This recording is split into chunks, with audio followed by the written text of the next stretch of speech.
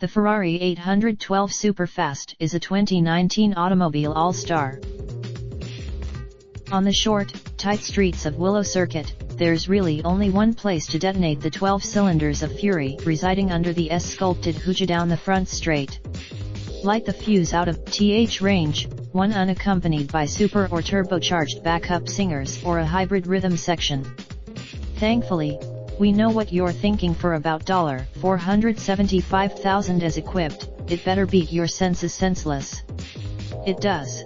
Working the gears up to the 12 bangers screaming redline is a 7-speed dual-clutch automatic, augmented by Ferrari's signature column-mounted paddle shifters. It roots all that. How fast does all this make the Superfast? Ferrari quotes as, "It's."